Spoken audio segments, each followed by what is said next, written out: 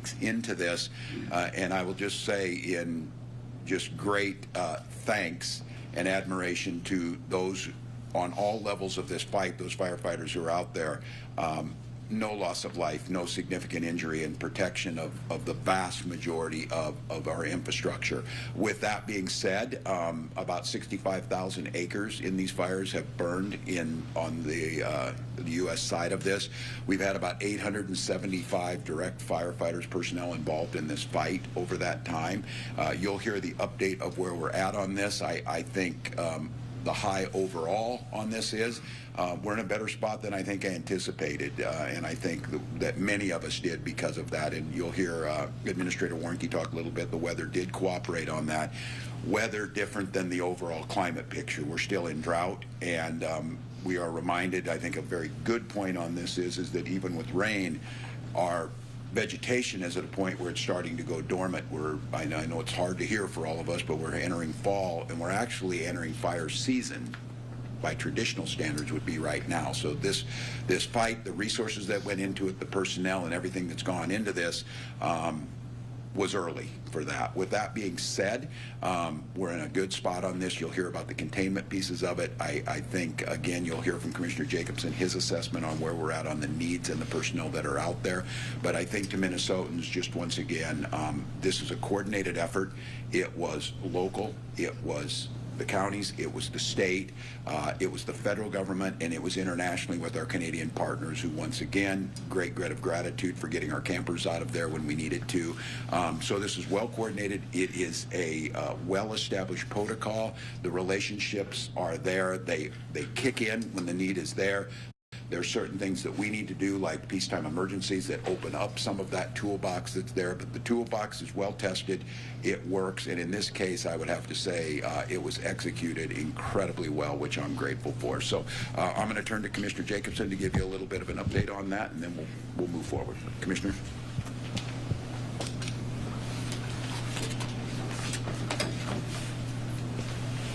Thank you, Governor. Good morning, everyone. And thank you for joining us today. I'm Bob Jacobson. I'm the Commissioner of Public Safety, and it's my honor to serve in that position.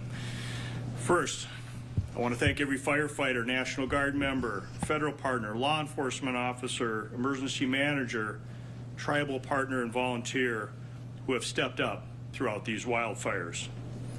Your dedication to public safety and the protection of our northern communities does not go unnoticed. Your professionalism, your teamwork and commitment have preserved lives, they preserve property, they preserve communities. Minnesota is truly fortunate to have a public safety community that never hesitates to answer the call when people need them the most. I also want to recognize the many state agency staff working in the State Emergency Operations Center. While firefighters have been on the front lines, countless others have worked behind the scenes to coordinate resources, support local governments, and keep this response moving forward. I also want to thank the residents of northern Minnesota. There is no denying how difficult evacuations are. Families have put their lives on hold to leave in a moment's notice. Your patience and your trust in firefighters have made this work possible. Thousands of acres have burned across northern Minnesota and Canada. They have required collaboration between governments on a local, county, state, tribal, and federal level. And thanks to the incredible coordination of our partners, there has been no loss of life and limited damage to major structures.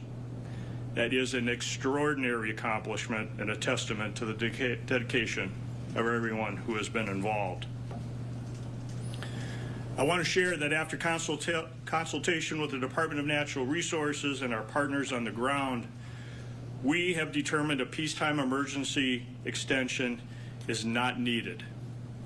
Conditions have improved, and we are confident that the response can continue under existing authorities.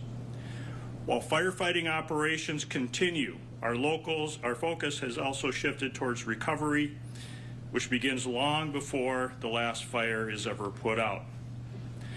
Our Homeland Security and Emergency Management Division of DPS is already working with impacted counties to conduct damage assessments. Through this process, Our team helps qualified communities across Minnesota's Disaster Assistance Contingency Account, a state-funded resource that provides financial relief to local communities after natural disasters. HSEM is also convening the Minnesota Recovers Task Force, which is a group of federal, state, and local partners that identify recovery needs and resources. This team is developing a centralized recovery webpage where residents, local governments, and partners can find all of the information in one place. This resource will be available in a few weeks on our DPS website. So while the wildfire response enters a new phase, our commitment to the impacted communities remains unwavering. We will continue to stand alongside our local partners for as long as it takes to see the fires extinguished and the communities recovered. So thank you to everyone who has answered the call to serve Minnesota during these challenging weeks. With that, I'm going to turn it over to Major General Mackey. Thank you. Thank you, Commissioner. Thank you, Commissioner. Good morning, Governor, fellow state partners, members of the media. I'm Major General Sean Mankey, and I'm humbled and honored to be the Adjutant General of your Minnesota National Guard. And although we have completed our support of the incident for now, the men and women of the Minnesota National Guard were proud to stand alongside the Minnesota Department of Natural Resources, local fire departments, law enforcement, emergency managers, and many state and local partners as we responded to these devastating wildfires. From July 12th through yesterday, more than 110 Minnesota National Guard soldiers and airmen supported wildfire response throughout northeastern Minnesota. The challenging terrain of the Boundary Waters Canoe Area Wilderness made this mission especially demanding. With limited road access and fires burning in remote areas, aviation became essential to protecting lives, property, and other resources. Our UH-60 Blackhawk helicopters are the backbone of Army aviation. They are routinely used across the nation for state active duty missions because they provide speed, versatility, and reliability needed when communities need our help. With our emergency helicopter, our crews flew over 62 hours, delivering over 170,000 gallons of water onto active fire lines. Our state and nation need continued modernization of these aircraft to support Minnesota, our nation, and the federal missions as they come forward. This mission also demonstrates the strength of our joint force. While our soldiers flew firefighting missions in secured areas, our airmen from the 148th Fighter Wing provided vital aviation fuel support so that we could do the mission. And our communications teams restored reliable radio communication throughout northeast Minnesota, and so first responders could coordinate effectively. In total, the Guard provided over 660 man-days of support. The Minnesota National Guard's motto is, always ready, always there. Our soldiers and airmen are your neighbors. They work next to you in your offices, and we are part of your local community, working together with partners to keep our communities safe. So thank you to the Guard men and women and their families for their professionalism and willingness to answer the call. They reflect the very best of our organization and the state of Minnesota. We thank them dearly, as well as the numerous other teams that responded to this mission and partnered with us and many other agencies to address this wildfire situation. I will be followed by Mike Warnke from the Department of Natural Resources.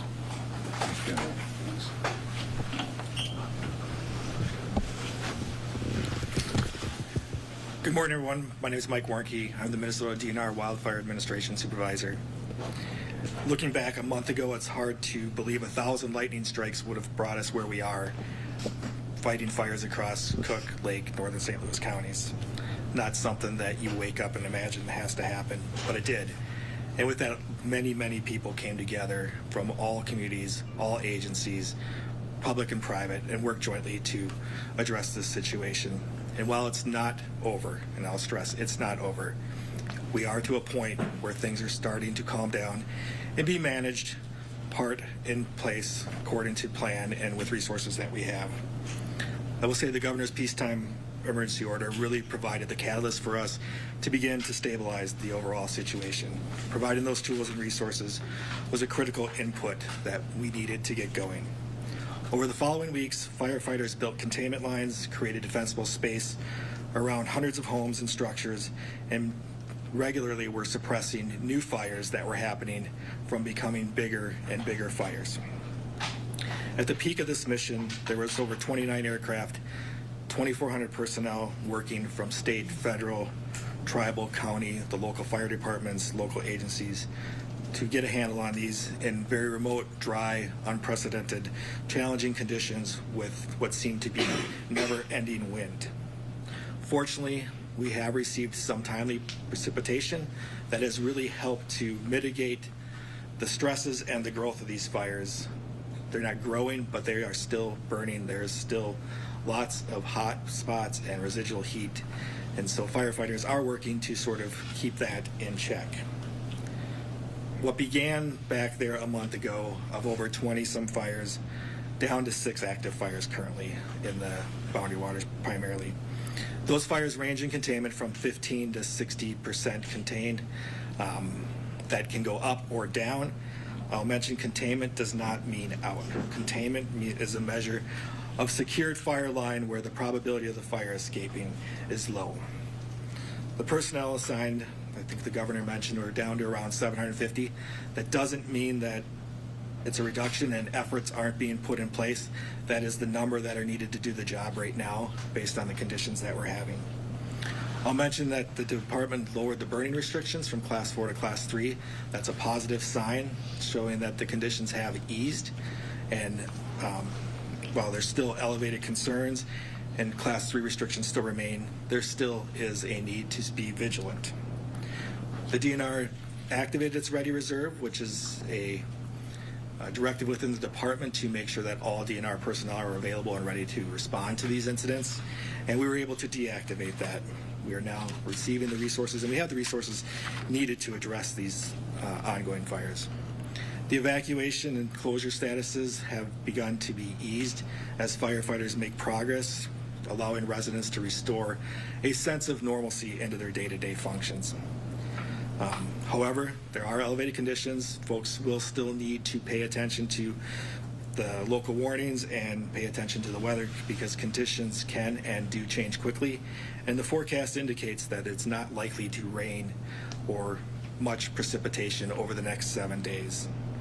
The firefighters out there will continue working hard and diligently to secure these existing fire lines and work on these hot spots, and are working in some of the most remote areas of the Boundary Waters currently. So the challenge of getting there is one thing, and then the challenge of the firefight is another.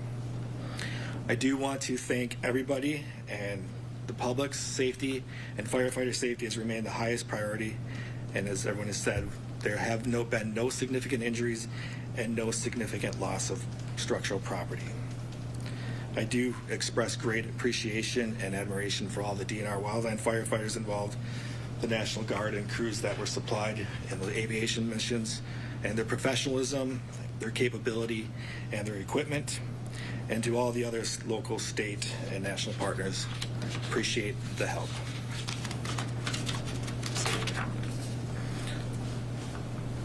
And I'll end with just reminding folks that even with this progress, vigilance is still requested, and ask people to stay informed. As the governor said, we're moving into what could be our traditional fall fire season. Plants, leaves will start changing color soon. That is going to happen, and with that, conditions for fire will likely be elevated and potentially even get higher than they currently are. So thank you. Thank you. Well, based on the experts and where we're at on this, the wind down of the peacetime emergency will happen. It will expire on next Tuesday. There'll be no need to re-up that. But I would say is in spending last week, spent time in Ely, spent time with businesses. I'll be going up this weekend up north again with the purpose of spending a little money back again, because I want us, as we start to switch, and you heard Commissioner Jacobson talk about this, and again, I cannot say enough about the legislature and the vision of the disaster assistance contingency account that will help local communities. That does not go to private businesses. And I know, being up north with Senator Hochschild, Representative Straba, they've held roundtables. I myself talked to many of those businesses up there. I would encourage the legislature to right now start working on a package of relief for the area. We certainly can get that ready, and as we assess the damage over the time, because this is the peak earnings season for many of the folks up there in Ely and in the North Country, and we want to make sure we're there to make them as whole as possible. So it's been great work on this point, but I do think, and I think the Commissioner brought it up, a lot of stress on families, a lot of stress just during the fires, but the financial stress that'll be added on that, and I think it makes sense for all of us to start thinking about doing that. And so, once again, grateful to the folks involved in this. It's highly successful during this time, and we're prepared, as you said, to be ready to go again. And I think that public service announcement, be careful with the fires, even though it's lowered a little bit, be super careful with the fires. These were all lightning strike fires, so I really want to thank folks who are up there for taking all the precautions with your fires. We'll be glad to answer some questions. Do you envision, Governor, possibly a special session for that financial relief package if something comes together? Is it that pressing, or is that something you think the next legislature and governor can deal with? Well, I do think it's pressing, and I don't want to make light of the urgency around those businesses, but I think all of us, especially the reporters in this room, know that the difficulty of coming to an agreement on a special session, especially at a time of a political campaigns going on, probably makes it challenging. But look, I want to let the folks up there know, if we can come to some type of agreement and we can get a package that can get forward, I'm certainly open to that. I would just not want to set expectations too high. I think it would be a pretty heavy political lift at this point in time, but I would certainly encourage them to be prepared. It's a budget year coming up. The state of Minnesota is in solid financial shape. I think we should start in preparation for that and set that up. And I think more than likely this will be a regular session event that happens in January. Yes? I know the National Guard helicopters, aircraft has been a big part of the response. Are you concerned that with the emergency expiring that you won't have access to those and that could happen? Yeah, thank you for the question. And you know, unfortunately, we have gotten really good at responding quick, and with the governor through an executive order, and we've done it multiple times now. And based on the assessment on the ground up there, the assessment is, you know, we're not needed for at least 48 hours. Within 48 hours, we could certainly have aircraft back up in the north again. Thank you. I'd follow up on that question too. I think it's an important part about this is the expenditure of equipment is heavy. When you fight these fights, it's hard. Personal equipment, it's hard on the individuals, so you have to reconstitute this. And I think General Menke's point on that is modernizing these equipment, giving the resources necessary to make sure we're able to do that. And this is a conversation that we've had with the federal government often. The National Guard has a dual mission. Those helicopters can be used in international conflicts if they need to be used for that, but we use them here too. And so that communication and that help from the federal government that has a responsibility to help maintain these is really important. And that is true with firefighting equipment, because you think about this, when we get out there and we have communities spend a lot of tax money to get, you know, fire equipment or whatever, and we use it up, whether it's ruining a hose or putting a lot of miles on this equipment. So it's a good question on that. The response time, though, is as we're coming down again, these folks are true professionals. If they need it, they'll call me. We will reactivate it. We'll come back up again. And our hope is we don't need it, but we're ready to do it. And that's something you could do, like with fire season coming, you could just, after August 12th, if you needed to, you could just start a new emergency. Yes.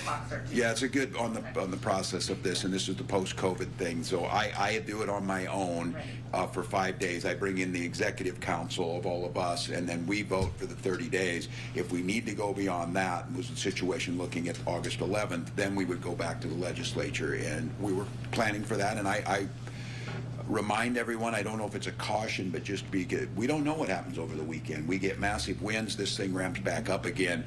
I think we're anticipating the need for this can expire, but that's how it would work again, and we would just go back through the process again. Just to clarify, somebody mentioned that there at the peak there were, I think, 2,400 personnel working. Does that include the 800 plus firefighters? Was it not? Or was that those two separate? The The question was at the peak there was how many total personnel working. I referenced 2,400. That includes all firefighters, fire department members, aircraft, aviation folks, everybody that's dedicated to doing something to fight this fire on it. It's fascinating for me, just so folks to know the operations side of this is of how all these pieces fit together. You got to feed all those people. You got to get water to them. And there was a great company up there. I spent a little time with Big Sky Catering, Mobile Catering, great group of folks up there in mobile kitchens in the back of semi, cooking really great food constantly and delivering meals. Those folks are working 16-hour shifts constantly. They were living in their trailers right next to it up there in Ely and really doing a great job. So this is a coordination. And that's a private sector company that gets contracted too. Just makes great sense. The state doesn't want to have mobile kitchens sitting around all the time to be able to use. Counties can't afford it, but that's where we connect with these folks. And a big shout out to that company, just the morale of the folks up there, understanding how important their mission was. And the day I was up there, it was 95 degrees, and it was about 150 in the back of that mobile kitchen. And they had been up since 3 a.m. cooking good food for the folks who were out there fighting that. So I think kind of interesting to see how all this works together. I don't know who this question would be best for, but the Star Tribune had some pretty stunning, shocking aerial photos of some of the devastation and damage and the trees, and just the burning. And I'm wondering, does this, moving forward, does the state have a role in, is reforestation a word, right? Or is that the federal government, or is that just something you leave to nature? Are there going to be restorative efforts to not just the businesses and communities, but the forests themselves? The question is what happens to all the burnt timber and the devastation, and I would qualify it as it's multi-part. Once we're sort of to a place where this is stabilized, foresters and other natural resource professionals will go in there and take an assessment of what the site is like, and depending on what the long-term management objectives are for that site, it may be to replant it with trees or reforest it. It may be of a type that Mother Nature takes over and naturally regenerates that forest, and it may be simply to just do nothing. That may be the case in a lot of the Boundary Waters Wilderness area that is burned, where it really is a let it be management approach. Anything else on topic? I'd be glad to take a couple off if you need it. You guys good? Yep. All right, thanks. Thank you. Take it. It's not that big, always. All right. Governor, you're a resident of St. Paul. Yes. The mayor has been in the news over the last week, harassment claims, allegations. What is your reaction to those, and do you have confidence in Mayor Herr's ongoing leadership in this case? Yeah, in all these claims, we need to take them seriously. A workplace environment needs to be conducive to a positive environment for everybody there. This is one of those cases that we'll have to see as the facts come out, as they play forward.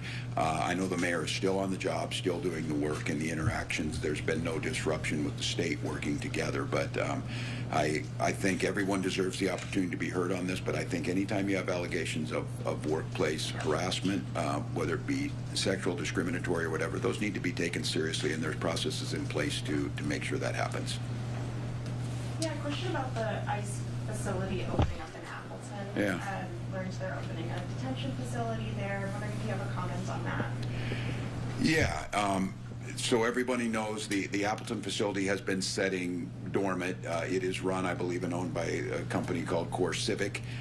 They are contracting apparently because the state has no insight into this other than what's being released by all of you, because we get very little communication, certainly with DHS. But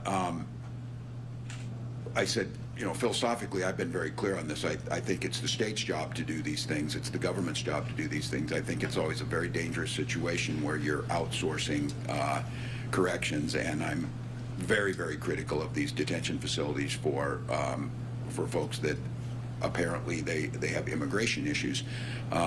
With that being said, we don't have the ability to stop them from doing that, but I would caution that the folks who rush to do these, the folks like in Florida who, bizarrely, gleefully talked about an alligator Alcatraz to make things miserable for these people. These folks are not treated subhuman and things. So my hope is if this facility is going to be used for that the federal government follows all laws, they follow the constitutional rights, they make sure that this facility is safe and modern. But I can tell you that the state has nothing to do with it. Our opinion, and Commissioner Schnell had put out, that it is not the proper way to do this. It should not be used for that, and the federal government's going to do what the federal government does. There's an ad running, and I don't know which campaign is doing it, but it's in the U.S. Senate race that, in support of Major Craig, that essentially says Lieutenant Governor Flanagan is responsible for the housing stabilization fraud, and that she let you down in that. Well, I'm not going to comment. There's a lot of ads out there. This is the first time in 20 years that I'm not in them, but I am going to probably end up there. I've been very clear about this. State of Minnesota takes fraud seriously. If you commit fraud against the state of Minnesota, you're going to prison.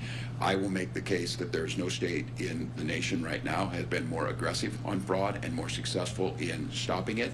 I have been very clear that where the federal government takes no accountability for everything, I certainly have, and that accountability means fixing it, and it is a whole government approach. So I'm not going to comment on the political sides of the ads on that, but what I can tell Minnesotans on this is, you've seen this, you get a lot of false information coming from the federal government, the president in particular, but when the data is out there, when we see it, Minnesota's program integrity is, again, I will stand 10 toes down on this, is as strong as any place in the country. We are in a position where we are dictating how those things work, and the system is working. And now at some point in time, the federal government needs to acknowledge that and give us back our money and give us back that which was sequestered, in my opinion, unlawfully. But I won't comment on where the point is. I take responsibility for this. I take responsibility for fixing it. I've done that. I said when I left office in January, Minnesota's programs will be the most secure in the nation, and we will be delivering the highest quality of services to the number of Minnesotans who deserve it. Is there an update on that, but the money that's on hold ever since they announced? Not yet. They don't. No, they don't respond, and it's a little bit disheartening. And I appreciate the folks at DHS. We took on the audits. We found the things. We did everything they asked us to do, and because of the work we did, they're punishing for what we found, and that's just a little bit disconcerting. But it's not that unusual. We've seen that. The president was very clear. I will give him this. Probably the most truthful thing he said was when he was taking out a campaign of retribution against Minnesota. He continues to do that. We see it every day. We saw it last week. So. Time for one more. Good. Thanks, folks. Oh, Yeah, did you run an update from federal or state officials recently on the investigations into the water system cyber attacks? No, other than we know that it extended to 7 states. I think the consensus was that this was a state actor, more than likely Iran. I will state on this that very proud of Minnesota. I think the reason that Minnesota was the first one to be reported on, because we were the first state to find it. We were the first state to shut the doors on that. Most of this was things that were being done over a Wi-Fi network, and it ended up not compromising any water supply, but it showed some of the vulnerabilities. I will highlight on this, though, that this is the case of a war of choice by the President of the United States against Iran. That country struck into the heartland of America through cyber attacks that, had not been found by Minnesota and not stopped, could have immense consequences. And due to his failures, the president lashes out and disrespects the incredible work of the cyber teams here in Minnesota that got on that. I'm concerned on this is because apparently the president has very little concern that Iran is striking water supplies across 7 states, red and blue states. He is spending his time golfing. He is spending his time bragging about his golf, and spending his time defending the Iranian regime that, by most accounts, his own FBI reported to him before he made any comments that they thought that's who it was. So I got to tell you, I don't know where this falls in American history, but I ask all of you who are old enough to imagine this, can you simply imagine George Bush lashing out at the mayor and the governor of New York on 9/11 when we were attacked outside? That is exactly what happened Friday, and thank God it wasn't the extent of the injuries on this. But if something's not addressed on this, and if Iran thinks there are vulnerabilities, or any state actor thinks there are vulnerabilities, that puts Americans' lives at risk. And instead of helping us and answering the questions you're asking, what are you doing to stop them? What are you giving to this? They cut the money to the very organizations through DOGE that would have been there to stop this, and probably one of the reasons that they were able to get to 7 states. So I don't hide my great anger about this is because Americans' lives and Americans' economy and America's security is being put at risk by the very individual who started this war and then refuses to help the states in defense of that. And that is simply beyond the pale. And so, again, I want to great thank you to Minnesotans who, at the local level and at the state level, who were able to bring our resources to stopping this early, reporting it, and helping our fellow states. But as soon as we get updates on this, we'll make sure you know. But it's very frustrating to us that right now I don't have any guarantee that they're even looking to find it. He's, looking at me instead of looking to Iran, and that is, at some point in time, somebody's got to say enough is enough and protect the American public and fight this thing. But grateful you're here. Thanks to the firefighters. Minnesotans, stay safe out there on the fire, and I'm going to give you the plug when I'm going to go do this. It's beautiful up north. These are contained into the boundary waters. This is some of the best places in the world to spend your time. If you've got a little vacation time, if you've got a weekend to go up north and spend money. I'm going to go up to the northwest angle, and until some of you can prove me differently, I think I'm the first governor to go. So if you want to check that, fact check us on that. We're going to go up to the northwest angle, spend a little time up there with the northernmost Americans in the continental 48 states to see how they're doing, and to make the case that this is a time to go spend a little money locally and help these businesses. Thank you all. Grateful.